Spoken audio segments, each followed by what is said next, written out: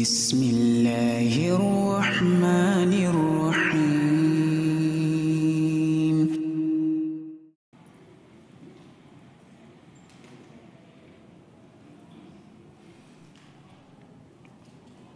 Bismillahirrahmanirrahim. Assalamualaikum warahmatullahi wabarakatuh.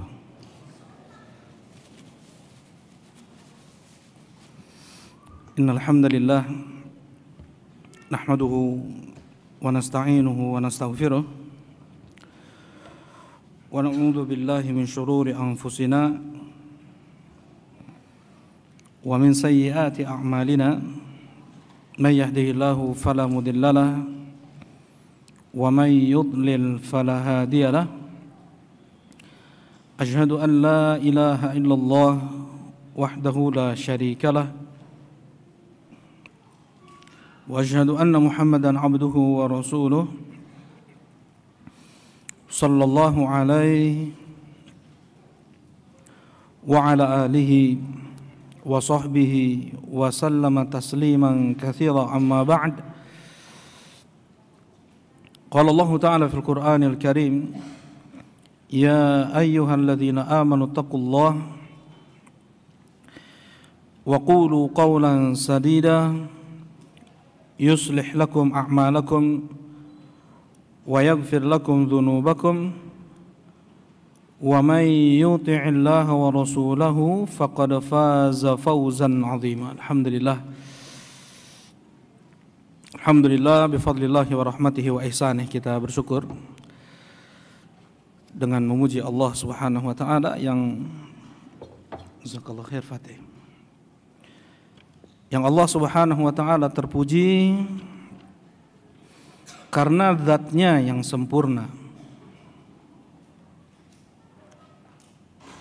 Terpuji Allah dengan pengagungan dan kecintaan dalam hati. Itu alhamd. Terpuji Allah karena zatnya yang sempurna, nama-namanya yang husna, sifat-sifatnya yang ula, perbuatan, hukum, syariat, ketetapannya yang sempurna. Sebagaimana Allah Subhanahu wa taala terpuji karena limpahan nikmatnya kepada seluruh alam semesta ini tiada henti. Nah, dan ketika seorang muslim memuji Allah Subhanahu wa taala, tadi wajib harus disertai dengan pengagungan dan kecintaan, bukan hanya di mulut, bukan hanya di lidah. Seperti halnya kita memuji, mungkin ada barang bagus, ya kita melihat ada sepeda bagus misalnya, kita bilang ini sepeda bagus. Enggak, tapi memuji Allah Subhanahu wa taala dengan kecintaan dan pengagungan. Berbeda dengan syukur. Apa bedanya dengan syukur? Syukur memuji Allah Subhanahu wa taala dengan lisan, pula dengan hati,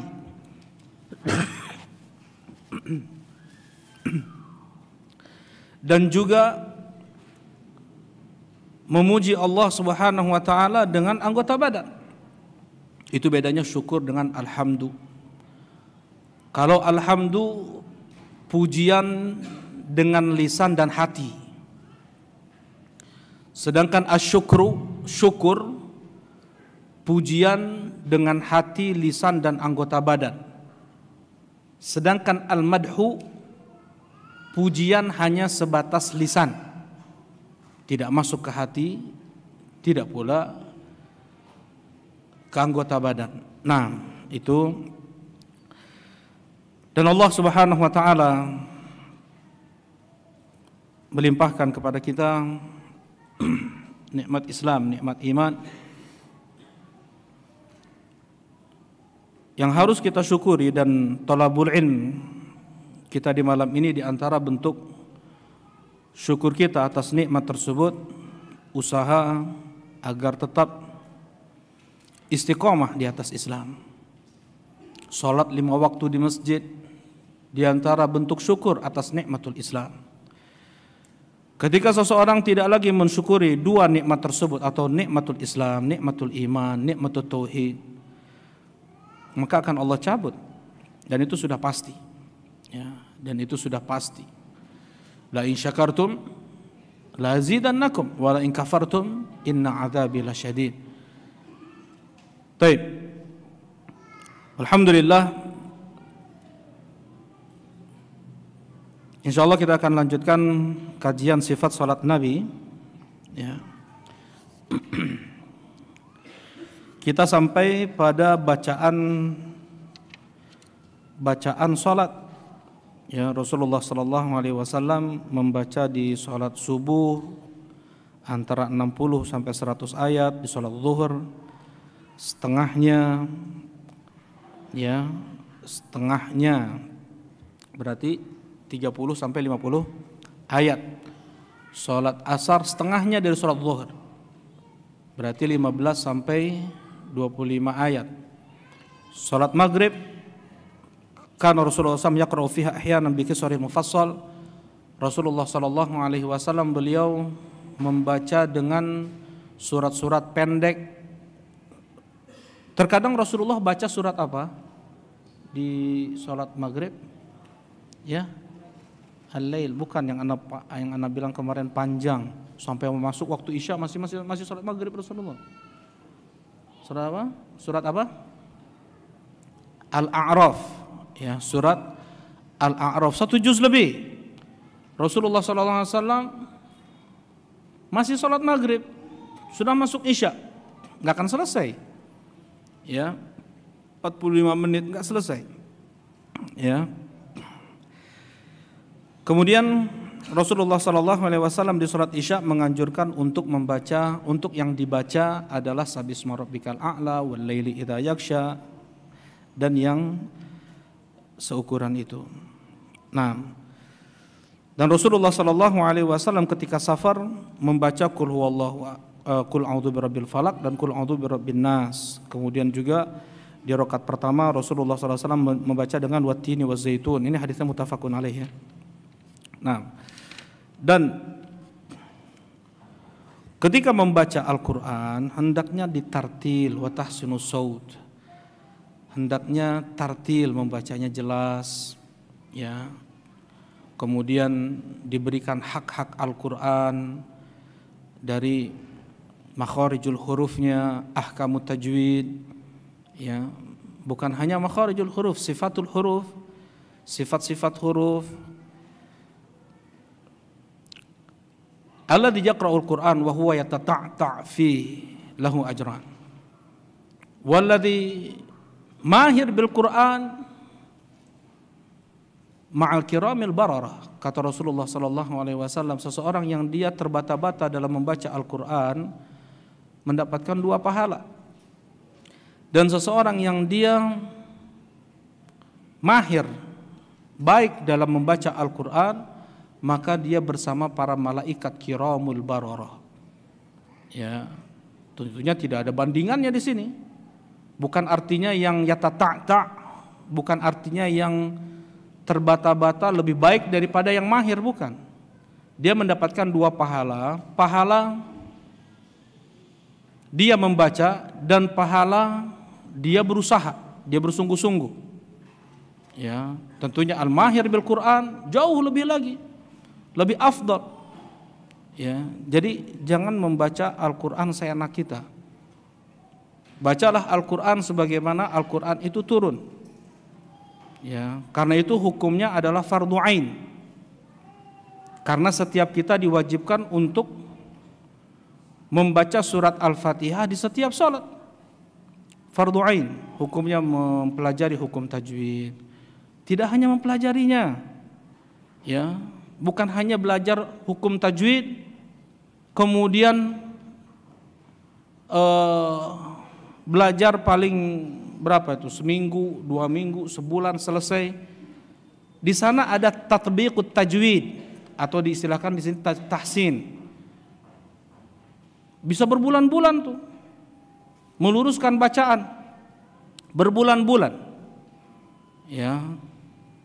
Ana aja untuk bisa mengucapkan huruf ra itu berbulan-bulan, bukan sebulan 2 bulan, bukan. Hanya huruf ra harus 2 getaran, nggak boleh lebih. Orang Indonesia salah, maksudnya R orang Indonesia itu salah. Itu banyak getarannya, 3-4 getaran. R-nya orang Indonesia itu robot misalnya, itu berapa getarannya itu? Ya. Sedangkan harus 2, katsira. Ya, katsira. Abrar. Taib, misalnya apa lagi? Apa misalnya? Taib. Nah, intinya harus dua apa namanya nih? 2 getaran gitu. Taib. Jadi diusahakan untuk mempelajari ilmu tajwid dan tahsin. Tahsin itu menerapkan apa yang kita pelajari, ya, menerapkan apa yang kita pelajari. Untuk seseorang, oh saya mau udah belajar tajwid, ya terkadang nilainya 9 tuh, 10 bahkan, tapi ketika membaca itu masih kurang dengungnya, dia sudah masuk nih, sudah ada ikhfa-nya udah masuk, nun udah masuk ke huruf fa misalnya, atau ya nun sudah masuk ke ya nih, udah masuk, tetapi nggak ada dengung, dengungnya kurang, ya minimal itu 2. Nah ini nggak ada dengung. Itu bagaimana cara kita membiasakannya? Dengan kita tahsin berbulan-bulan, ya. Harus sabar belajar Al-Quran, ya, dan setiap kali kita mempelajari Al-Quran maka pahalanya sangat besar di sisi Allah Subhanahu wa taala, karena termasuk dari dosa besar seseorang dia membaca Al-Quran datar, kayak baca koran tuh, ya, kayak baca koran, kayak baca artikel.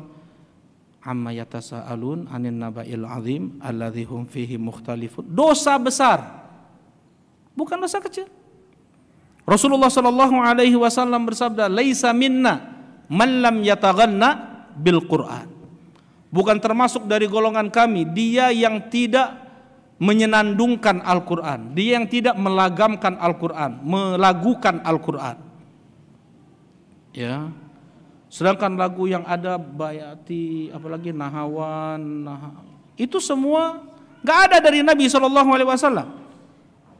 Ya, penisbatan itu harus pakai dalil, nggak ada itu datang dari Nabi SAW. Bahkan itu semua adalah kunci dari lagu-lagu, kunci dari lagu-lagu, nyanyi-nyanyian, ya. Nggak perlu seseorang dia takalluf untuk mempelajari apa? Lirik nahawan, lirik bayati, lirik ini dan itu kunci-kunci nyanyi. Ya, nggak ada dari Nabi SAW. Apa yang dimudahkan saja. Ya, terkadang seseorang dia mendengar murattal sekali 2 kali, dia bisa menirukan qari tersebut. Ya. Terkadang dia mendengar puluhan sampai ratusan kali pun nggak nempel-nempel juga tuh lagamnya, ya. Apa yang Allah berikan saja. Yang jelas dia berusaha, walaupun dia terdengar kayak sumbang juga ini, ya dia sudah memaksimalkan kemampuan dia. Sekalipun sumbang, terdengar yang nggak enak, kedengar sama kita aja nggak enak, apalagi sama orang lain tuh, ya. Tapi dia sudah berpahala dengan itu. Dia ingin lari dari hadis Nabi SAW, laisa minna man lam yataghanna bil Qur'an. Tidak termasuk dari golongan kami dia yang tidak melagukan Al-Quran. Dosa besar. Laisa minna sama dengan laknat, sama dengan aku berlepas diri, sama dengan ancaman azab, ancaman neraka. Itu disamakan kedudukannya, dosa besar, kumpulan dari dosa-dosa besar, ya. Kemudian Rasulullah sallallahu alaihi wasallam pula berkata, "Zainul Qur'ana bi aswatikum." hiasi Al-Quran itu dengan suara-suara kalian. Kalau menghiasi mushaf, itu tanda hari kiamat tuh. Mushaf dibuat indah-indah, itu tanda hari kiamat. Ya, seperti halnya masjid dibuat indah-indah, itu tanda hari kiamat. Ada hadisnya dari Nabi SAW. Tapi kalau untuk memperindah suara Al-Quran dengan suara kita, itu yang diperintahkan oleh Nabi SAW. Kemudian Rasulullah SAW pula memuji Abu Musa Al-Ash'ari dengan ucapan beliau kepada Abu Musa, laqad utita mizmaran min mazamiri ali Daud. Ya Abdullah bin Qais, Abu Musa Al-Ash'ari Abdullah bin Qais, sesungguhnya Allah Subhanahu wa taala telah memberikan untukmu seruling dari seruling-seruling Daud alaihi salatu wassalam. Nabi Daud kalau baca Zabur, pohon-pohon merunduk, ya, burung tertegun terdiam di udara, tertegun mendengar bacaan Nabi Daud alaihi salatu wassalam, bacaan Zabur. Ya, dan ketika Rasulullah sallallahu alaihi wasallam mendengar bacaan Abu Musa Al-Ash'ari, Rasulullah sallallahu alaihi wasallam mengatakan demikian, laqad utita mizmar min mazamiri ali Daud, engkau telah diberikan seruling dari seruling-seruling Daud alaihi salatu wassalam. Saking indahnya bacaan Abu Musa Al-Ash'ari. Nah, jadi jangan sepelekan untuk kita belajar tajwid dan tahsin, ya, dan harus sabar. Terkadang harus bertahun-tahun untuk kita bisa lurus membaca Al-Quranul Karim. Barakallahu fikum. Ya, banyak sebenarnya hadis-hadis tentang keutamaan seseorang membaca Al-Quran dengan tartil, dengan benar. Ya. Baik. Kemudian ketika imam ada kekeliruan dalam membaca, maka boleh makmum untuk membenarkannya. Shalla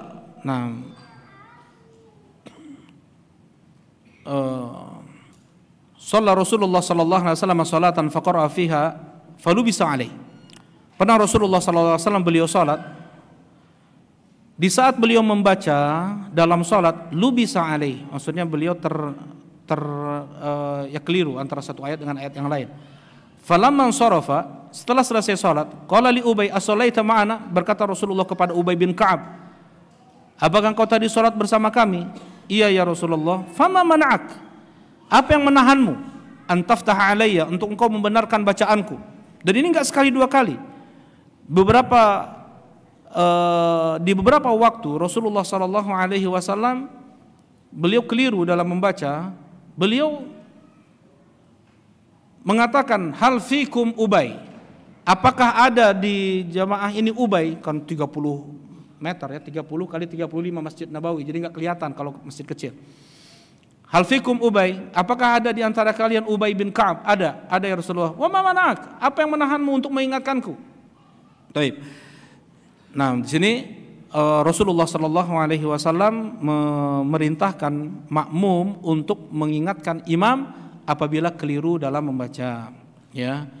Jangan dibiarkan, dan enggak perlu juga yang membenarkan itu yang paling ujung, kayak kalau enggak mungkin kedengar sama imam kayaknya enggak perlu. Gitu ya. Karena itu yang di dekat imam, mereka yang sudah baik hafalan Qur'annya, maksudnya udah banyak juga, hampir sama dengan imam mungkin. Karena Rasulullah sallallahu alaihi wasallam mengatakan, ya ummukum aqra'ukum bi kitabillah, yang mengimami kalian adalah yang paling pandai dalam membaca Al-Qur'an. Ya, terkadang hafal Qur'an nih, atau banyak hafalan Qur'annya. Ana pernah menasmi orang Saudi, orang Riyadh, ya. Dia baca Quran itu seenaknya, kayak dia ngomong bahasa Arab, kacau, nggak memperhatikan fathah kasroh, apalagi dengung, ikhfa, itu nggak dia perhatikan, ya. Fathah kasroh nggak diperhatikan. Nah, jadi bukan hanya yang banyak hafalannya, tetapi dia juga yang benar dalam apa? Bacaan Qur'annya. Ya, benar bacaan Qur'annya. Tadi tajwidnya, kemudian yang paling banyak hafalannya. Tetapi wa in kanu fil qiraati sawa, kata Rasulullah, andaikan mereka dalam hal Quran sama, maka fa'alamuhum bisunnah, yang paling berilmu tentang sunnah Nabi. Wa in kanu fi sunnati sawa, andaikan mereka dalam hal sunnah pun sama, fa aqdamuhum hijrah, maka yang lebih dulu hijrahnya. Wa in kanu fil hijrati sawa, andaikan mereka dalam hijrah pun sama, fa akbaruhum sinnan, maka yang paling tuanya. Nah, jadi bukan yang paling sepuh dia yang didahulukan untuk menjadi imam, justru itu urutan yang paling bawah nih. Nah, tetapi ada dalam hadis Rasulullah SAW ketika ada rombongan dari satu negeri datang kepada Nabi SAW, para pemuda, mereka belajar bareng bersama-sama ya di Masjid Nabawi berapa puluh hari, nggak sampai sebulan tapi. Kemudian Rasulullah SAW melihat mereka ini udah agak rindu-rindu sama keluarga. Kata Rasulullah SAW, pulang aja kalian, ya pulanglah kalian, ajarkan kepada keluarga kalian apa yang sudah kalian dapatkan. Wa ya ummukum akbarukum. Tetapi di sini ada lafaz yang mengimami kalian adalah yang paling tuanya di antara kalian. Nah, ini gimana nih? Gimana Bu Zidan? Tadi kata Rasulullah yang paling tua, yang paling bontot nih. Jadi yang paling tua yang paling tahu Al-Quran, yang kedua yang paling tahu sunnah, yang ketiga yang paling dulu hijrah, yang keempat yang paling tua nih. Nah, sekarang kata Rasulullah dalam hadis ini yang mengimami kalian yang paling tuanya. Masya Allah, jazakallah khair, barakallahu fiik. Karena apa? Mereka berbarengan dalam belajar dengan Nabi SAW dalam bidang Al-Quran sama, dalam bidang hadis pun sama, hijrah pun bareng-bareng, atau masuk Islam bareng-bareng juga mereka. Ya, maka yang paling tuanya dipilih oleh Nabi SAW. Baik. Dan Rasulullah SAW mengatakan, liyaliyani minkum ulul ahlami wan nuha. Liyaliyani minkum ulul ahlam wan nuha, yang ada di belakangku, yang paling dekat denganku adalah mereka yang sudah baligh. Jadi kalau baru mumayyiz jangan dulu. Ulul ahlam, yang sudah hilm, yang sudah baligh, yang sudah mimpi basah, ya, yang sudah baligh. Wan nuha, mereka yang akalnya sudah sempurna. Ya, itu yang ada di belakang imam. Liyaliyani, yang paling dekat-dekat dengan imam, seperti itu. Bagaimana kalau seandainya ada anak kecil masuk ke shaf pertama pas di belakang imam lagi? Apa yang harus dilakukan? Coba kita, ya, gimana Bapak Abdurrahman? Geser atau suruh pulang? Hah? Geser ke pinggir atau geser belakang? Ke pinggir, ya. Nggak boleh diletakkan ke shaf kedua. Itu zulm, menzalimi si anak. Ya, kata Syekh Muhammad ibn Shalih bin Utsaimin rahimahullahu taala, digeser ke samping, entah samping kanan atau samping kiri. Jadi kayak gini, bawa anak ke masjid itu, Rasulullah SAW mengatakan, muru auladakum bis shalah wa hum abna'us sab'. Perintahkan anak kalian untuk sholat di saat mereka berumur 7 tahun. Kenapa 7 tahun? Karena kebanyakan anak di umur 7 tahun itu sudah mumayyiz. Apa sudah mumayyiz? Sudah bisa ngebedain. Sudah bisa membedakan mana yang baik, mana yang buruk, mana cantik, mana tidak. Karena itu apa? Enggak boleh anak laki-laki kalau sudah bisa membedakan mana cantik, mana enggak nih, untuk masuk ke area wanita, enggak boleh. Dia belum balik. Anak ini belum balik. Umur baru 7 tahun, 8 tahun. Tapi dia sudah bisa membedakan yang tadi, maka nggak boleh dia untuk masuk ke area nisa, ya, masuk dalam kategori iyyakum waddukhul 'alan nisa. Baik. Kita astagfirullahaladzim. Nah, afwan. Kenapa Rasulullah SAW merintahkan anak umur 7 tahun nih. Kenapa enggak umur 6 tahun? Karena anak umur 7 tahun tadi kebanyakannya sudah mumayyiz, sudah bisa dia mengikuti gerakan imam. Imam ruku dia ikut ruku, imam i'tidal dia ikut i'tidal. Kalau seandainya imam i'tidal dia sujud, imam sujud dia ruku, yang seperti ini belum mumayyiz nih. Tapi dari orang maki-aki kieunya. Kadang di sebagian masjid ya, kakek-kakek pun masih juga apa namanya sikut-sikutan dalam sholat. Itu sebenarnya kenapa kok ya Rasulullah mengatakan demikian? Agar apabila dia bisa ngikutin gerakan imam saja itu sudah boleh masuk shaf. Kalau belum bisa mengikuti gerakan imam, jangan dia dimasukkan di shaf. Dia harus di belakang. Ya, karena itu memutus shaf seperti ini. Seperti tiang ini memutus shaf. Ya. Nah, ini misalnya ada tas ditaruh di samping kita, kan memutus shaf tuh. Kita taruh jaket di samping misalnya di antara jamaah, itu memutus shaf.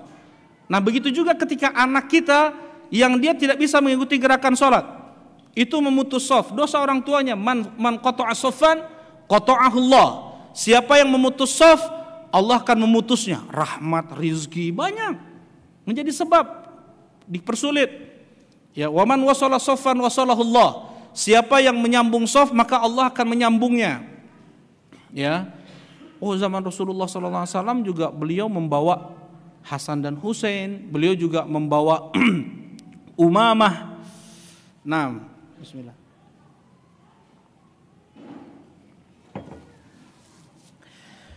Beliau juga membawa Umamah bintu Zainab. Bahkan Rasulullah gendong Hasan dan Husain sampai main di leher Nabi SAW.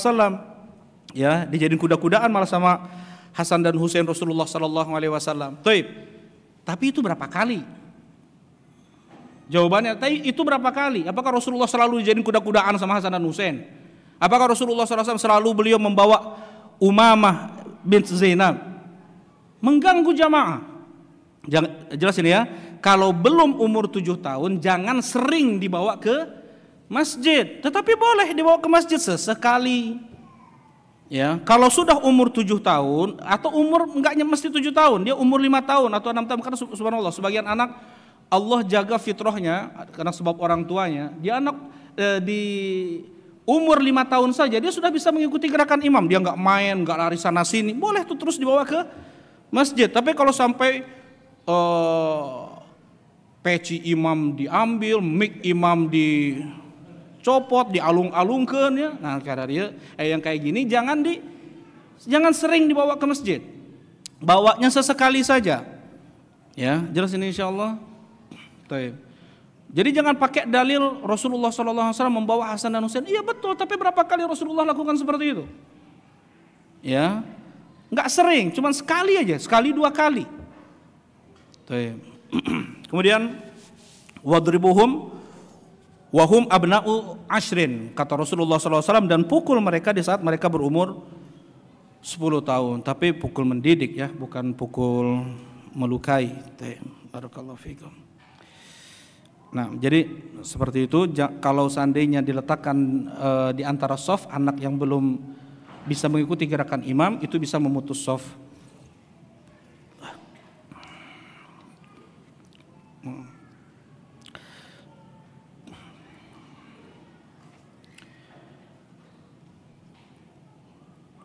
Baik. Kemudian yang berikutnya, ketika seseorang dia mendapatkan waswasah dalam sholat, ya, atau enggak, kalau dia sholat sendirian, atau dia bisa jadi imam, bisa jadi dia enggak fokus, ini kok enggak bisa ngelanjutin, maka kata Rasulullah SAW di sini, dzaka syaitan yuqalu al-khinzab fa idza ahsastahu fata'awwad billahi minhu. Nah, Utsman ibn Abil As bertanya kepada Nabi, ya Rasulullah, inna syaitan qad hala baini wa baina salati wa qiraati. Ya Rasulullah, setan menghalangi antara aku dengan salatku dan bacaan Qur'anku. Yalbasuha alayya, aku dibuat dibuat kacau gitu, dibuat nggak bisa nerusin, ya tertukar-tukar. Kata Rasulullah SAW, dzaka syaitan yuqalu lahu khinzabun, itu setan yang dinamakan khinzab. Faida ahsastah, kalau seandainya engkau terasa khinzab ini datang, fata'awwad billahi minhu, maka mintalah perlindungan kepada Allah Subhanahu wa taala dari khinzab. Watful, kemudian meludahlah an yasarika thalathan, ke kiri 3 kali. Tafal itu meludah tanpa ada air liur, ya, tanpa keluar ludah, tanpa ada air. Baik. Qala fafa'altu dzalika fadhhabahu Allahu anni. Kata Utsman bin Abil As, aku lakukan itu dan Allah Subhanahu wa taala hilangkan itu dariku. Nah, ini di antara solusi yang datang dari Nabi sallallahu alaihi wasallam ketika kita terganggu, ya terkadang datang aja pikiran-pikiran yang aneh-aneh, ya, bahkan itu ketika kita sedang sholat, ya, kunci yang sudah lama hilang baru ingat pas sedang sholat, hutang si fulan, pokoknya yang bikin jengkel tuh ingat ya pas sedang sholat. Khinzab namanya.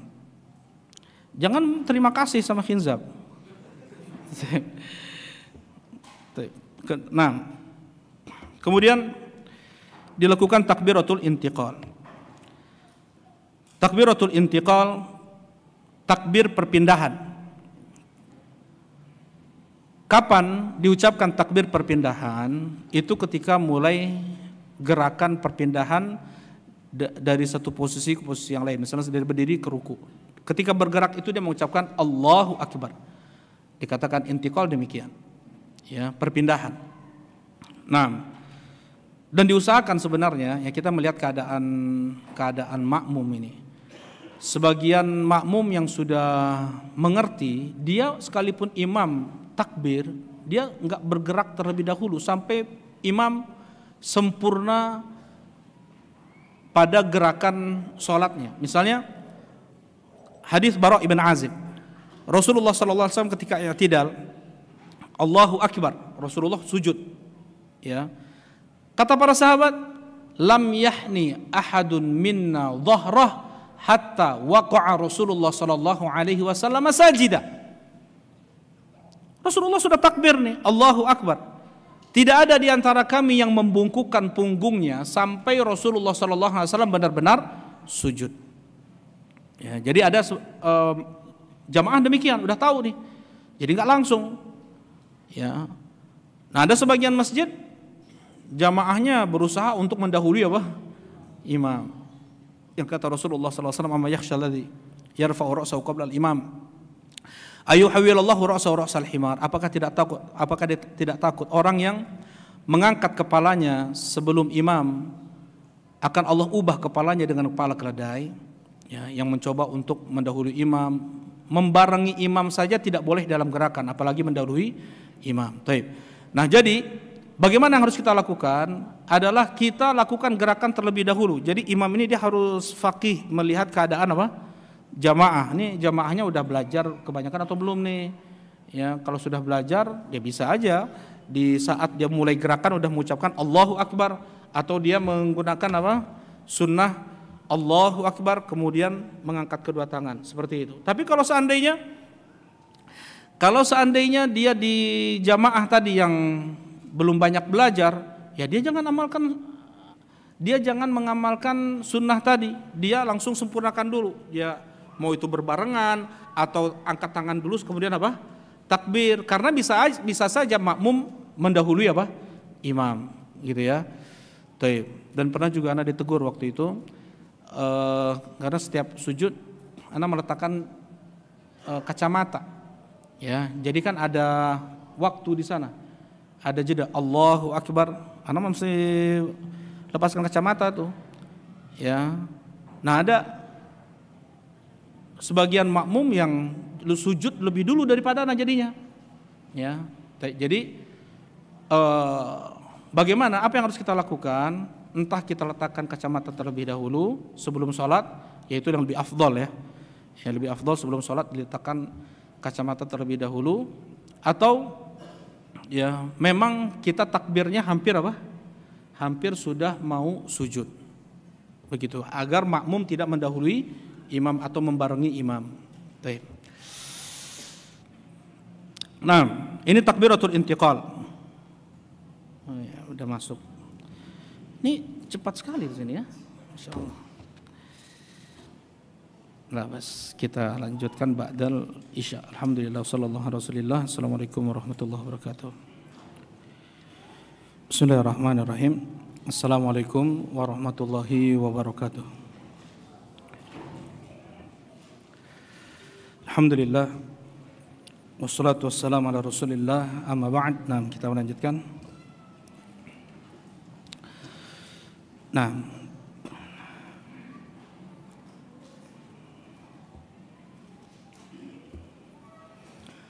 takbirat al-intiqal, yaitu mengucapkan takbir di setiap perpindahan gerakan sholat kecuali dari ruku menuju i'tidal dengan mengucapkan sami Allahu liman hamidah, atau diistilahkan dengan at-tasmi'.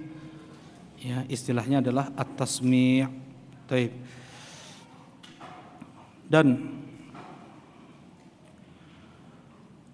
untuk takbir menuju ruku sebagaimana telah disampaikan sebelumnya dengan mengangkat kedua tangan, ya, di 4 tempat. Kapan saja itu, Fadil? Yang pertama takbiratul ihram, hina yahwi ayarka,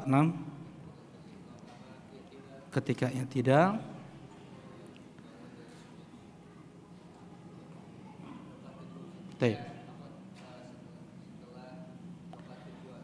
bangkit dari rakaat kedua menuju rakaat ketiga. Yang pertama adalah ketika takbiratul ihram, yang kedua ketika hendak ruku, bangkit dari ruku, dan ketika bangkit dari rakaat kedua menuju rakaat ketiga. Hadis Abdullah ibn Umar ibn Khattab radhiyallahu taala anhu yang dikeluarkan oleh Al-Imam Al-Bukhari dan Muslim. Selainnya hanya sekedar mengucapkan takbir mengucapkan takbir saja. Nah,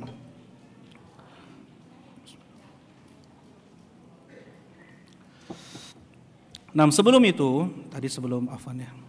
sebelum takbir untuk ruku, ada jeda dulu sedikit. Jadi tidak langsung minal jinnati wan nas Allahu akbar. Tidak seperti itu. Ada jeda sedikit, saktah, diam sejenak. Ya. Tsumma kana sallallahu alaihi wasallam idza faraga minal qira'ati saktatan tsumma rafa'a yadayhi. Rasulullah SAW apabila beliau selesai membaca bacaannya, beliau diam dulu sesaat. Kemudian beliau angkat tangan untuk ruku. Baik. Saktah atau diam sesaat itu ada beberapa riwayat, ya, tetapi wallahu alam banyak yang dhaif. Jadi ada saktah di awal setelah takbiratul ihram sebelum membaca surat Al-Fatihah, dan itu sahih, ya. Hadisnya dari Abi Hurairah radhiyallahu taala anhu, saktah, diam antara takbiratul ihram dan qiraah. Yang dibaca apa? Doa iftitah. Ini sudah kita bahas. Kemudian ada saktah yang lebih kuat juga. Ini yang pertama, yang paling yang sahih ini. Yang kedua, kedudukan hadisnya, ya, adalah saktah antara selesai surat dengan takbir untuk ruku tadi yang kita bahas, baru baca tadi. Rasulullah SAW setelah selesai membaca surat, diam dulu sejenak, kemudian beliau takbir untuk ruku. Ya, ini yang kedua.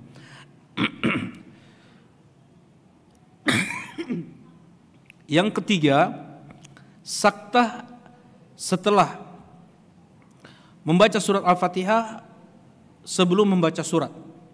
Ya, nah ini hadisnya lemah. Banyak para ulama mendhaifkan, di antaranya Syekh Muqbil Ibn Hadil Wadi rahimahullah taala. Ya, dhaif hadisnya, ya. Jadi tidak ada saktah antara Al-Fatihah, maksudnya enggak juga disambung, ya. Waladhdallin amin. Kemudian misalnya waladhdallin amin qul huwallahu ahad, ya tetap ada jeda sedikit. Ya, cuman maksudnya jeda di sini jedanya panjang, seperti kalau yang menghasankan hadis ini diantaranya Syekh Ali Hudzaify yang menjadi imam Masjid Nabawi yang paling sepuh, yang paling lama, yang sudah puluhan tahun umur sepuh. Nah beliau setelah waladdallin amin, kita bisa selesai baca Al-Fatihah makmum. Nah ini diantara yang mendukung pendapat bahwasanya makmum pun membaca surat Al-Fatihah, karena ada jeda dari imam setelah Al-Fatihah ke surat, itu ada jeda lumayan panjang itu. Kita selesai baca Al-Fatihah, saktahnya sepanjang itu. Kemudian beliau baru membaca surat. Nah, ini banyak para ulama mendhaifkannya, begitu ya. Jadi memang ada, cuman sedikit aja setelah Al-Fatihah ya baca surat begitu. Nah sedikit ulama yang menghasankannya, tetapi ini khilafiyah ya. Kemudian Rasulullah Shallallahu Alaihi Wasallam memerintahkan sahabat yang keliru dalam sholatnya untuk ruku, sebagaimana sabdanya, "Tsummarka' hatta tatma'inna raki'an." Kemudian engkau rukuklah. Ruku adalah rukun dari rukun-rukun sholat, dan tumakninah ketika ruku pun adalah rukun juga. Jadi ruku adalah rukun, tumakninah ketika ruku pun apa? Rukun. Nah, bagaimana sifat ruku Nabi sallallahu alaihi wasallam? Ya. Kana yumakkin yadayhi min rukbatayhi ka'annahu qabid 'alaihima. Rasulullah sallallahu alaihi wasallam mencengkram dengan kedua tangan beliau kedua lutut beliau, seakan-akan beliau sedang memegangnya. Ya, jadi mencengkram kedua lutut. Dengan itu tafrij bainal asabi', yaitu merenggangkan jemari. Jadi bukan seperti ini ya, bukan meletakkan tangan kanan di atas lutut, bukan, tetapi dipegang lutut itu, jadi dicengkram. Jadi seperti ini, apa namanya, tafrij, apa namanya nih, tafrij bukan merapatkan tapi direnggangkan ya, direnggangkan antar jemari, kemudian dipegang lutut itu. Baik. Wa kana yufarrij baina asabi'. Nah, kemudian Rasulullah sallallahu alaihi wasallam kana madda dhahrah. Dalam riwayat basata dhahrahu wa sawwah. Rasulullah sallallahu alaihi wasallam meluruskan punggung beliau dengan seluruh-seluruhnya. Ya. Hatta law sabba alaihi al-ma' lastaqarra. Kalau seandainya diletakkan air di punggungnya, itu akan menetap, nggak akan tumpah. Ini yang berotot ini. Ya, jadi di tulang punggung ada otot sebelah kanan, ada otot sebelah kiri kan? Ya, itu yang naik tuh. Otot sebelah kanan sebelah kiri itu yang naik. Nah, ketika ruku lurus, jadi punggung itu diratakan, maka ada ruang sedikit tuh. Kalau diletakkan air di atasnya, dia nggak akan tumpah. Tapi kalau dia membusur, punggungnya membusur, jelas tidak akan bisa apa? Diletakkan air di sana, dan itu menjadi sunnah Nabi SAW. Walaupun sah, sekalipun dia membusur, sekalipun itu apa? Sah. Tetapi yang sesuai dengan sunnah Nabi SAW adalah dia luruskan punggungnya, ya, tulang punggungnya dia luruskan. Nah, kemudian Rasulullah SAW lam yuskhis ra'suhu wa lam yusawwibhu. Rasulullah SAW tidak menundukkan kepala beliau, tidak pula mengangkatnya. Berarti rata tuh. Jadi rata dengan punggung. Tidak tungkul, tidak tegak. Ya, lam yuskhis. Kalau dia melihat tempat sujud, apa yang terjadi? Bisa jadi apa? Bisa jadi dia mengangkat kepalanya, ya, dan itu menjadi sunnah di sini. Jadi tidak harus ketika sujud itu melihat tempat sujud, sudah disampaikan yang di awal kan. Nah, jadi kepala lurus dengan punggung. Ya. Di antara sunnah Rasulullah sallallahu alaihi wasallam ketika ruku adalah kana yujafi wa yunaji mirfaqai an jambai. Yujafi artinya merenggangkan siku dari dua sisi tubuh beliau. Ya. Dalam riwayat yang lain jannah, karena Rasulullah SAW jannah, yaitu seakan-akan menyayap. Ya, jadi bukan seperti ini, tetapi menyayap gitu ya. Ketika ruku itu agak sedikit direnggangkan, siku dijauhkan dari sisi tubuh. Ya, baik. Kemudian mengucapkan zikir-zikir ruku. Jelas ini insyaallah. Atau Abu Abdurrahman mau mencontohkan? Apa Ketut mencontohkan? Abu Ibrahim. Biar kayaknya ototnya paling besar nih Pak Ketutnya sana. Ayo Ketut. Nah, iya, pikirin ke sini ya, boleh.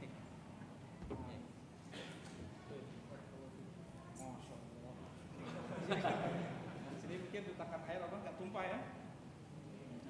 Untuk kepalanya dikit lagi. Nah, kayak memang terkadang kita harus lewat orang lain untuk ruku itu mengukurnya. Kita merasa udah lurus tuh.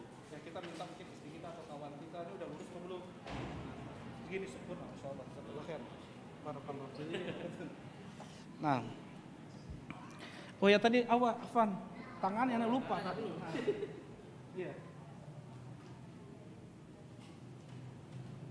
Ya, jannah ya. Nah, terkadang pun Rasulullah lebih jannah lagi. Seperti begini ya. Nah, terkadang Rasulullah SAW lebih turun lagi gitu. Nah, ini udah cukup tadi. Jazakallah khair. Kemudian membaca zikir-zikir ruku. Zikir-zikir ruku ada banyak. Ya, ada 7 datang dari Nabi SAW. Di antaranya adalah Subhana Rabbiyal Azim.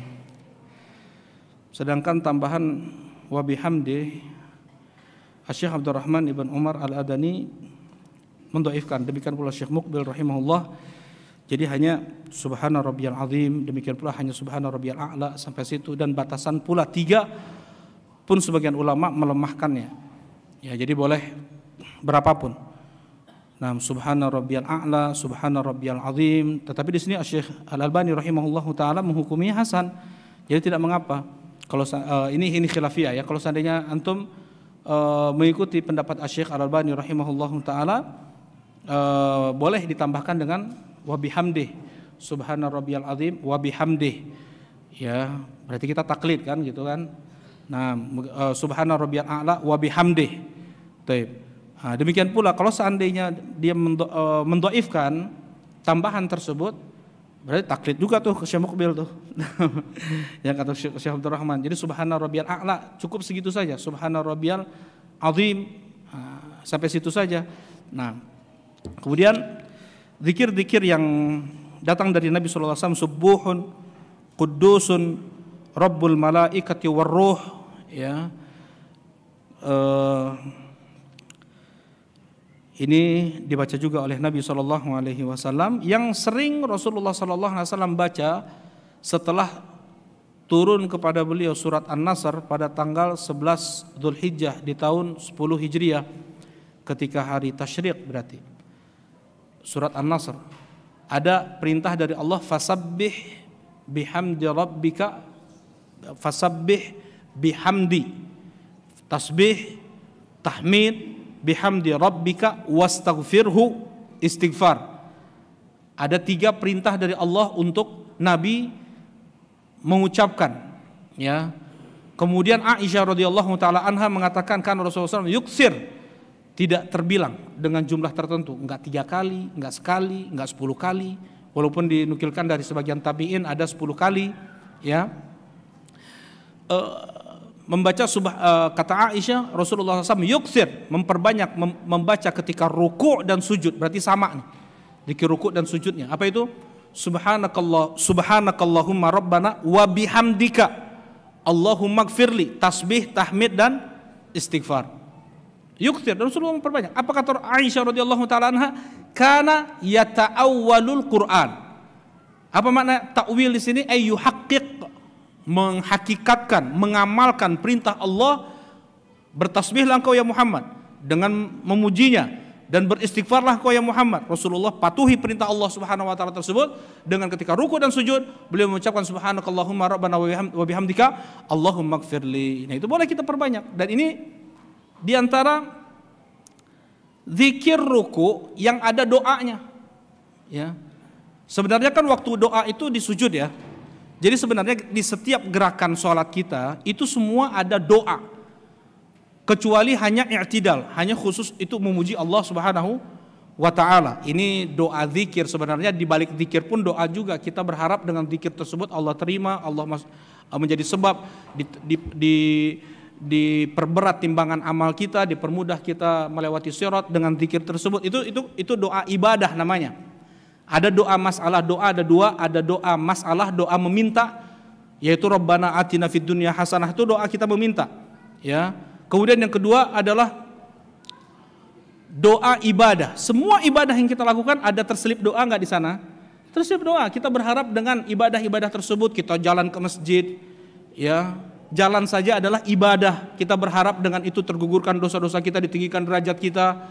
Ya. Kemudian hanya duduk seperti ini saja, kita berharap maghfurud dzunub, diampuni dosa-dosa kita, diterima amal ibadah kita, menjadi sebab dipermudah jalan kaki kita menuju surga Allah Subhanahu wa taala. Banyak doa terselip dalam setiap ibadah yang kita lakukan, gitu ya. Itu namanya doa ibadah. Tetapi maksud anak tadi, di setiap gerakan sholat itu ada doa. Kita berdiri saja, ihdinas shiratal mustaqim, surat Al-Fatihah kita baca. Ya, ketika ruku. Nah, kalau nggak salah satu-satunya zikir ruku. Nah, iya. Satu-satunya zikir ruku yang ada doa di sana ini hanya ini saja. Subhanakallahumma rabbana wa bihamdika Allahumma ighfirli. Ya, kemudian di i'tidal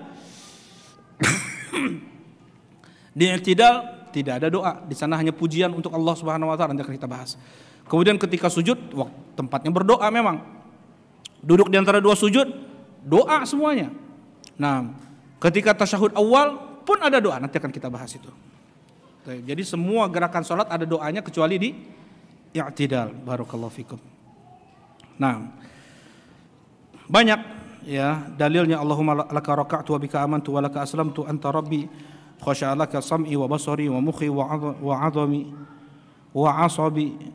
Nah, ini luar biasa sebenarnya dibaca artinya ya. Baik. Kemudian yang dilarang ketika ruku apa? Membaca Al-Quran. Kata Rasulullah SAW dari Abdullah bin Abbas, Rasulullah SAW sabda, ala inni nuhitu an aqra al-Quran wa ana raki' aw sajid. Sesungguhnya aku dilarang oleh Allah Subhanahu wa taala untuk membaca Al-Quran ketika aku ruku dan ketika aku sujud. Nah, ini dalil yang dipakai oleh sebagian ulama, enggak boleh membaca doa-doa yang ada di dalam Al-Quran ketika sujud. Ya, ketika sujud enggak boleh membaca ayat-ayat Al-Quran yang di sana doa. Oh, niatannya enggak baca kok, tapi berdoa. Hari doa teh maca teu.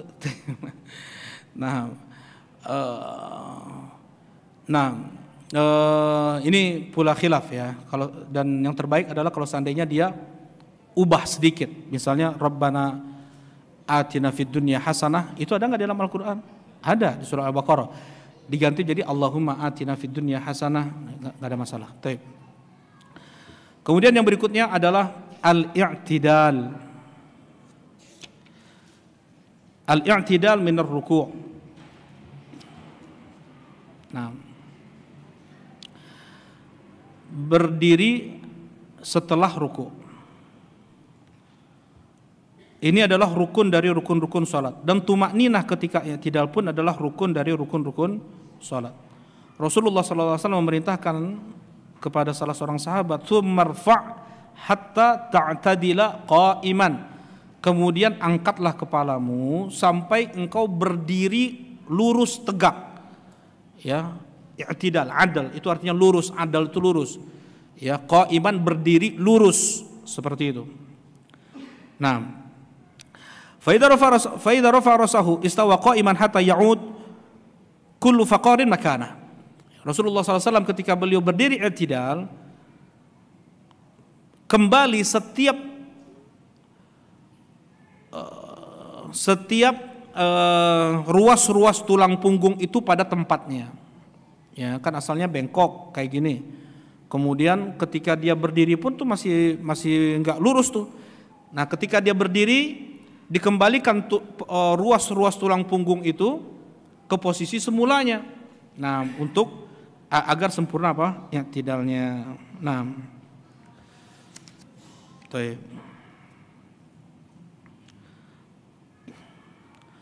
kemudian di mana posisi tangan? Apakah bersedekap ataukah irsal, menjulurkan tangan ke bawah? Di sini ada khilaf. Asy-Syaikh Al-Albani rahimahullahu taala beliau mengatakan irsal. Irsal itu apa? Menjulurkan kedua tangan ke bawah.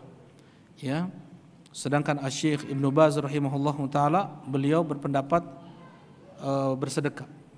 Nah, dan Asy-Syaikh Muqbil rahimahullahu taala beliau mengatakan yang lebih tenang bagi hatiku adalah dengan irsal, ya, dan aku tidak menghukumi mereka yang bersedekap dengan bid'ah, ya, karena Asy-Syaikh Al-Albani rahimahullahu taala beliau sedikit keras dalam permasalahan tersebut, tetapi beliau tidak mengatakan mereka yang melakukannya apa? Ahli bid'ah, enggak. Seperti ketika Asy-Syaikh Al-Albani rahimahullah bertemu dengan Syekh bin Baz, beliau tidak mengatakan antum mubtadi' ya. enggak seperti itu, karena Syekh bin Baz tadi apa? Bersedekap, dan beliau mengatakan bersedekap itu bid'ah. Bersedekap bangkit dari ruku itu bid'ah. Nah, Asy-Syaikh Abdul Aziz Al-Syekh Mufti Saudi sekarang ini, beliau mengatakan setiap ulama mereka mempunyai pandangannya sesuai dengan keilmuan yang mereka miliki. Ya, melihat dari satu hadis, mengembalikan tulang-tulang ke posisi semula. Sebagian ulama mengatakan posisi semula itu semua tulang sampai tangan sekalipun. Makanya bangkit dari ruku, bagaimana keadaan tangan? Ya seperti itulah bangkit dari ruku. Ya. Sebagian ulama mengatakan tidak, yang dimaksud adalah ini, fiqor, tulang punggung khusus, bukan semua tulang.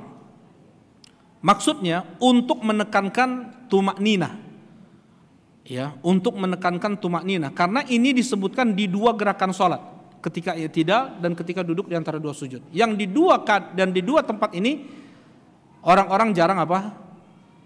Tumakninah. Belum sempurna berdiri udah sujud, belum sempurna duduk di antara dua sujud dia sudah sujud lagi. Nah, Rasulullah SAW menyebutkan mengembalikan tulang-tulang ke posisi semula hanya di dua tempat ini saja, gitu ya. Jadi wallahu a'lam, maksudnya adalah tulang punggung.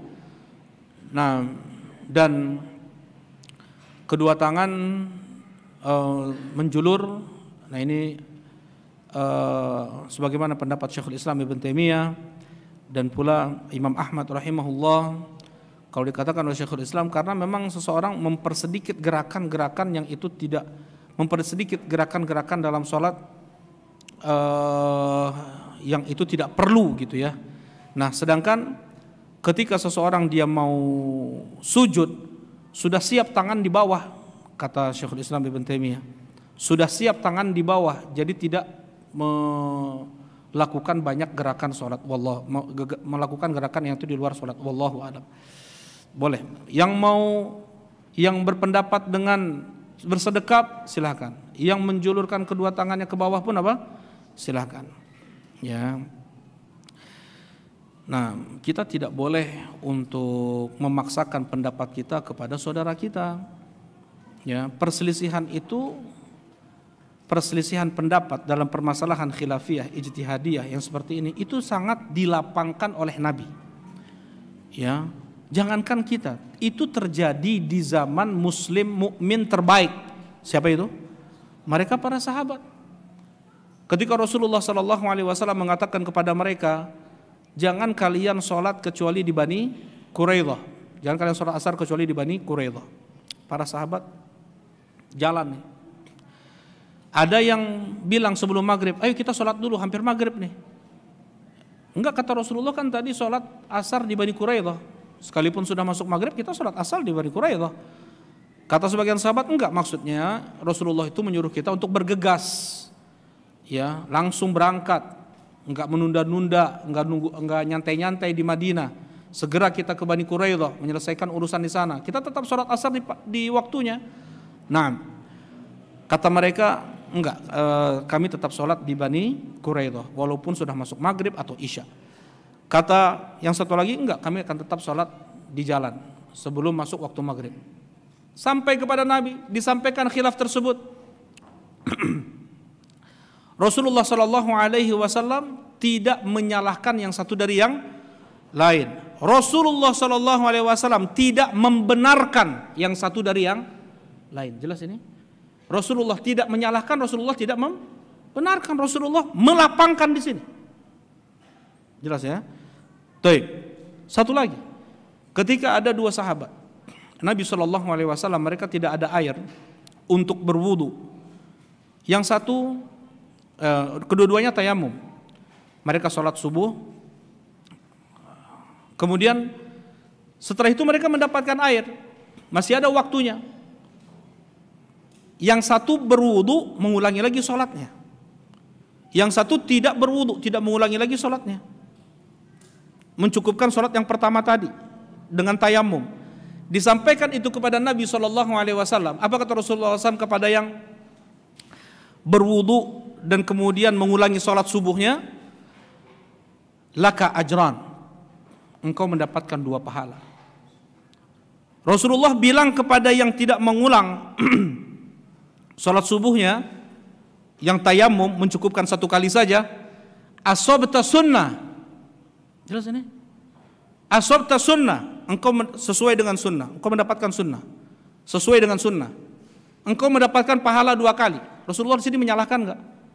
Kalau enggak asabta sunnah, anta mubtadi', gitu enggak Rasulullah? Enggak, jelas ini insyaallah. Jadi kita harus hati-hati, ya, hati-hati dalam permasalahan ini. Jangan sampai seseorang dia keras-kerasan dalam permasalahan itu, yang itu khilafiyah, ijtihadiyah di kalangan para sahabat Nabi. Berarti dia tidak mencontoh Nabi SAW, dia tidak mencontoh para sahabat radhiyallahu taala anhum.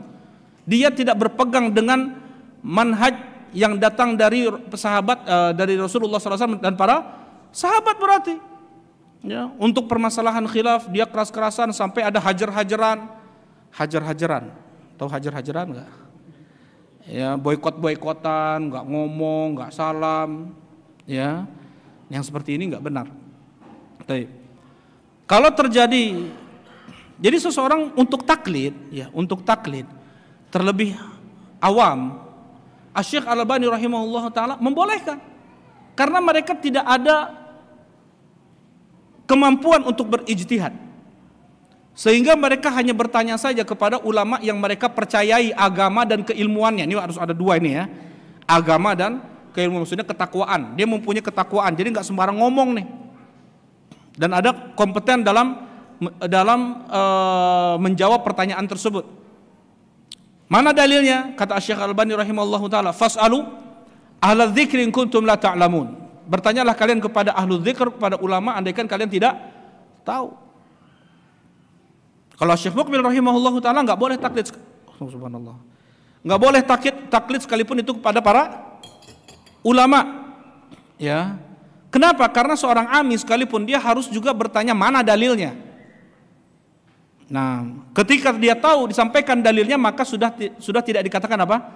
Taklid lagi. Kita keluar dari permasalahan ini. Berarti di sini ada apa? Ada khilaf. Boleh taklid, boleh tidak. Kan jelas ini ada khilaf. Kita lapang dalam permasalahan ini. Yang menjadi masalah adalah ta'assub. Fanatik dalam taklid. Fanatik dalam tamadhub, bermadhab.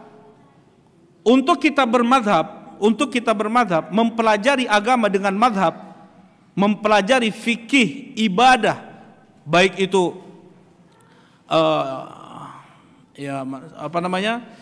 ibadah yang sifatnya mahdoh, agar mahdoh, itu terbaik, sistematis, sudah diperinci dengan baik oleh mereka para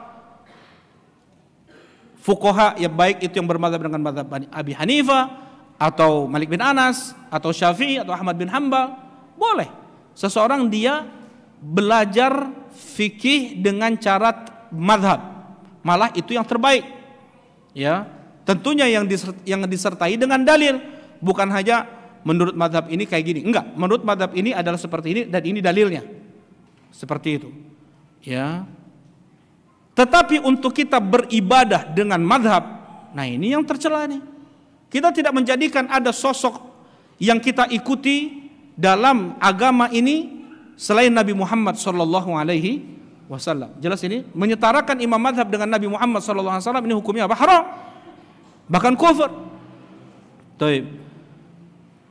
Nah,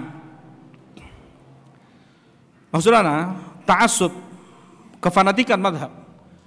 Sampai dulu yang bapaknya Hanafi, anaknya Syafi'i nih.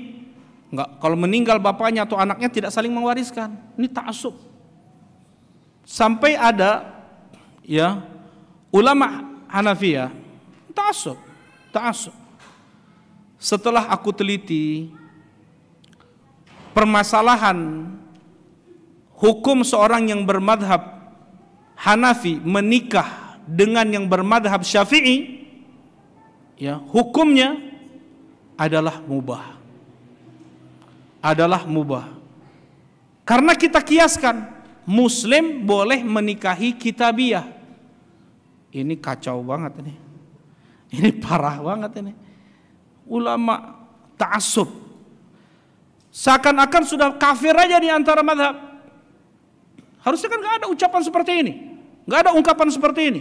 Saya kiaskan, ya bolehnya seorang Hanafi menikahi Syafi'i, ya maksud yang bermadhab Hanafi menikahi Syafi'i, yang bermadhab Syafi'i, dengan kias Muslim boleh menikahi kitabiyah. Ini berarti apa? Sudah dikeluarkan dari Islam. Ya, beda madhab, udah beda agama tuh. Nah, sampai seperti itunya mereka fanatik madhab yang seperti ini tercela dalam Islam. Baik. Kemudian ya kita kembali lagi ya. I'tidal, ketika mengangkat kepalanya dari ruku, dia mengucapkan sami Allahu liman hamidah. Tadi apa istilahnya? Tasmi'. Nah, dan ini dilakukan at-tasmi', yaitu mengucapkan sami Allahu liman hamidah, ada khilaf juga. Yang rajih wallahu alam hanya diucapkan oleh imam dan orang yang sholat sendirian. Jadi makmum tidak mengucapkan sami Allahu liman hamidah, cukup dengan ucapan imam. Makmum langsung mengucapkan zikir i'tidal. Ya, zikir i'tidal ada 4. Yang pendeknya ada 4, yang panjangnya ada beberapa. Yang pendeknya ada 4, jadi langsung makmum mengucapkan Rabbana walakal hamd, atau Rabbana lakal hamdu, atau Allahumma Rabbana walakal hamdu, atau Allahumma Rabbana lakal hamdu. Nah ini 4 ya, semuanya benar. Dan terkadang Rasulullah sallallahu alaihi wasallam menambahkan mil'us samawat wa mil'ul ardi wa mil'u ma syi'ta min syai'in ba'd. Ditambah lagi terkadang ya, mil'us samawat wa mil'ul ardi wa mil'u ma syi'ta min syai'in ba'd, ahlus tsana wal majd ahaqqu ma yaqulul 'abdu kulluna lakal 'abd la mani lima atait wa la mu'ti lima mana'tu wa la yanfa'u dzal jaddi minkal jadd. Ini riwayat Muslim. Ya. Dan ini kalau kita baca artinya saja luar biasa nih, apalagi makna yang terkandung di dalamnya nih, apalagi syarahnya. Ya bagaimana kita memuji Allah tuh hendaknya seperti ini nih. Ya. Sepenuh langit kita memuji Allah Subhanahu wa taala, sepenuh bumi dan sepenuh apapun yang kau inginkan ya Allah. Milikmu pujian itu. Nah, jadi sunnahnya Rasulullah sallallahu alaihi wasallam ketika i'tidal itu diperpanjang sampai seakan-akan orang mengatakan, oh ini sedang lupa nih mau melakukan gerakan apa lagi. Tapi itu memang sunnahnya Rasulullah memperpanjang bacaan apa? I'tidal. Ini yang jarang dilakukan oleh banyak kaum muslimin, bahkan oleh ahlu sunnah. Ya, Tetapi memang di sini melihat keadaan juga ya. Bagi masjid-masjid yang sudah tahu dengan sunnah ini, nggak apa-apa diperpanjang i'tidal. Setiap i'tidal dan setiap duduk di antara dua sujud, ya, diperlama. Nah, ketika sahabat Nabi Shallallahu Alaihi Wasallam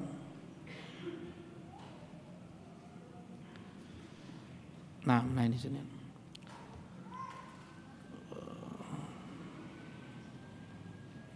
Nah, ketika sahabat Nabi Shallallahu Alaihi Wasallam mencontohkan sholat Rasulullah Shallallahu Alaihi Wasallam, yang kata para tabiin, beliau melakukan sesuatu yang belum pernah kami lihat sebelumnya pada imam-imam kami atau pada sahabat yang lain, ya. Sampai berkata makmum, qad nasiya, orang ini sudah lupa nih, imam ini sedang lupa nih.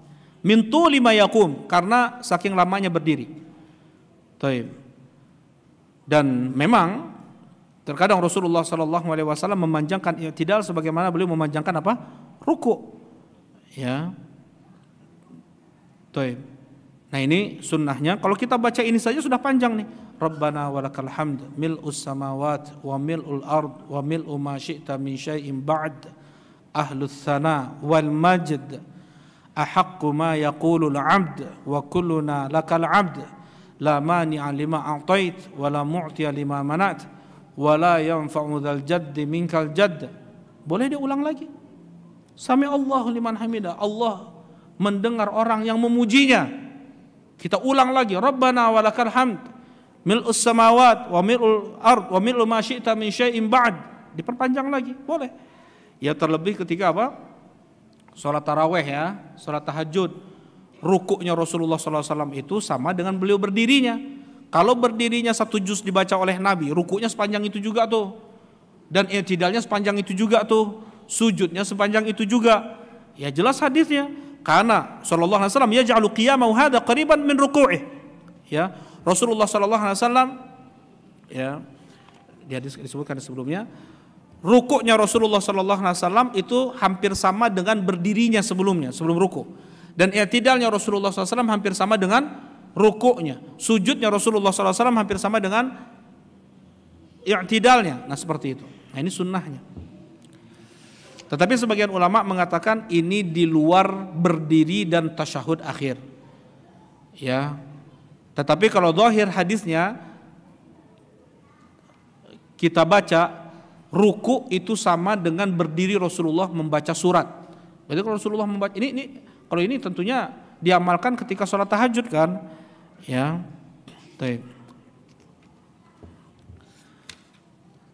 Nah ini panjang, kalau satu lagi aja ya.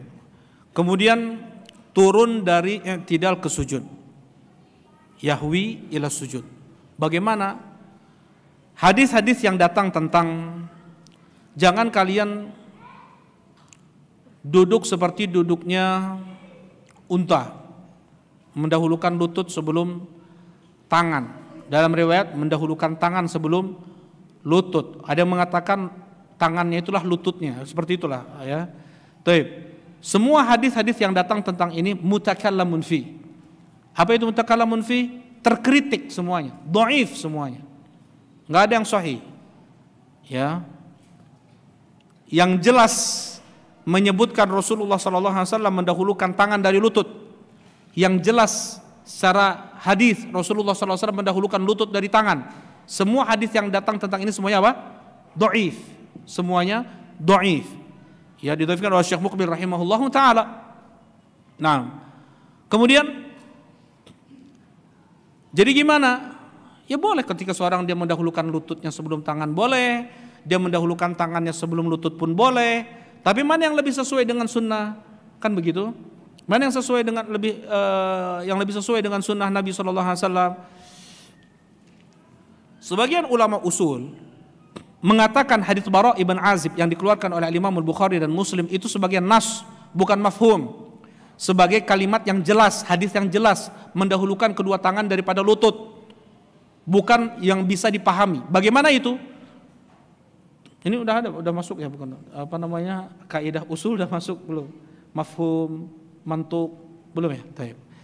Ya, jadi hadis Bara' ibn Azib itu secara nas mantuk Rasulullah mengatakan tangan dulu daripada lutut. Sebagian ulama usul begitu mengatakan.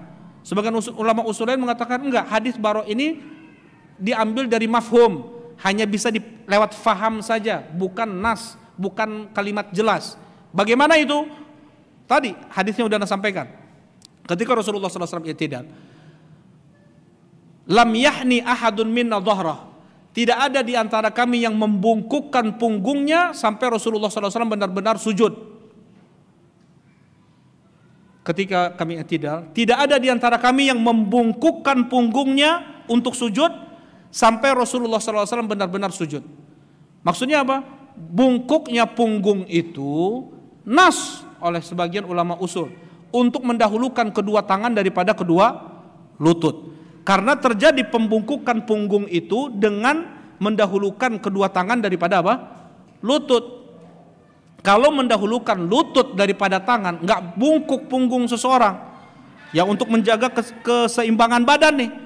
Kalau dia paksakan juga, memang ada, Anda pernah lihat sendiri ada orang, dia mendahulukan lutut daripada apa? Tangannya, dan dia membungkuk. Tetapi itu enggak enggak semua orang, atau enggak wajar gerakannya. Maksudnya enggak, orang itu mungkin enggak ada masalah bagi dia, atau dia memaksakan diri dia seperti itu. Ya, bisa mendahulukan kedua lutut daripada kedua tangan dengan membungkukkan punggung. Bisa enggak? Bisa, tapi membutuhkan apa? Coba cek, mau nyoba?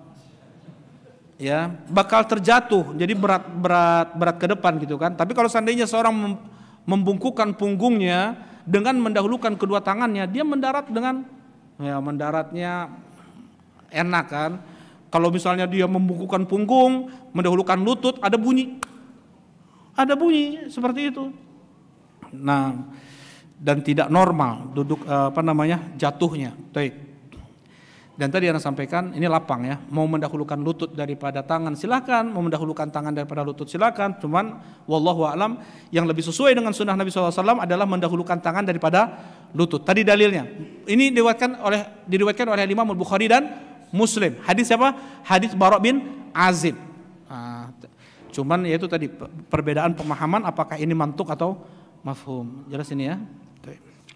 Silakan, mungkin ada yang mau ditanyakan satu atau dua saja. Nah, silakan Pak Kang Wahyu.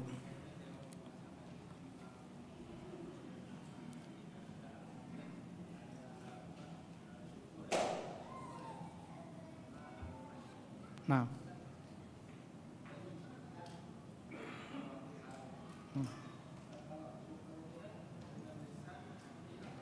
Nah.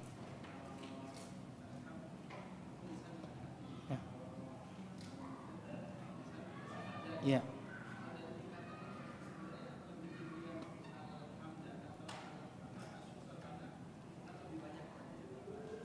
Tuh.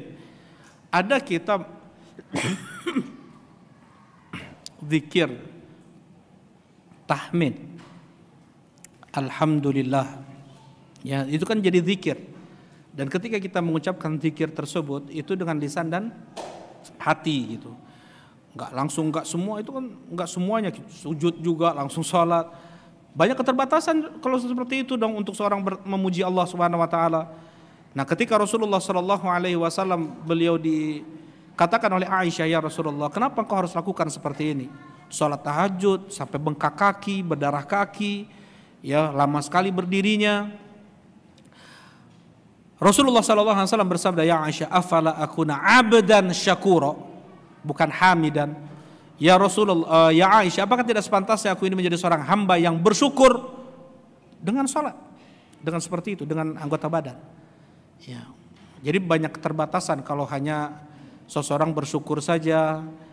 Ya, kalau tahmid dia lepas mengucapkan alhamdulillah, alhamdulillah, gitu kan? Barakallahu fikum.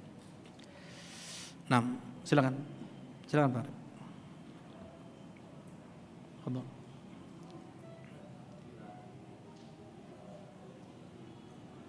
Nah, Nah.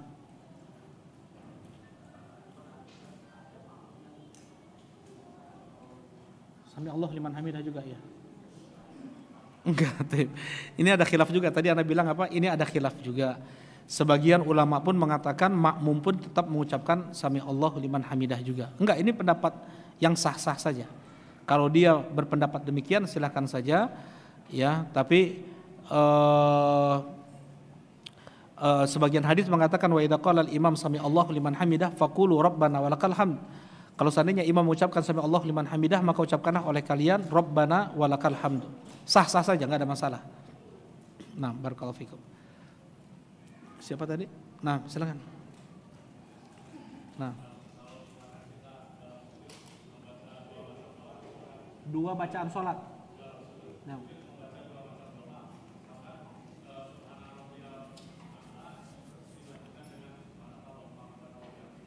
Boleh. Nah, boleh. Sebagian ulama mengatakan tidak boleh, harus satu saja. Subhana rabbiyal a'la aja sampai akhir. Ada yang mengatakan subhanakallahumma rabbana wa bihamdika al-maghfirli itu saja sampai akhir. Enggak, yang rajih boleh. Semuanya datang dari Nabi SAW, semuanya pernah Rasulullah baca, boleh membaca ini dan ini. Boleh, barakallahu fikum. Nah. Iya, boleh. Apa? Nah, ketika i'tidal, ya, kenapa? Sahih, hadis yang sahih. Aku melihat 12 malaikat berebut untuk membawa tahmid ini kepada Allah Subhanahu wa taala. Sahih. Nah, silakan, Pak. Sebenarnya belum sampai sujud kita ya. Nah, untuk ruku dan sujud untuk nisa ya, untuk nisa sama. Untuk para akhwat sama. Ya, karena al akhwat syaqaiq ar-rijal. An-nisa syaqaiq ar-rijal. Perempuan itu saudara perempuannya perempuan itu saudara perempuannya laki-laki. Intinya hukumnya sama. Dan enggak ada pembedaan dari Nabi SAW. Kalau ruku perempuan itu harus menempel dengan dua sisi tubuhnya. Demikian pula ketika sujud, yang itu enggak ada dalilnya. Ya sama. Nanti insyaallah akan kita bahas. Barakallahu fikum. Jazakumullah khair. Mungkin ini yang dapat disampaikan. Subhanakallahumma rabbana wa bihamdika asyhadu an la ilaha illa anta astaghfiruka wa atubu ilaik. Assalamualaikum warahmatullahi wabarakatuh.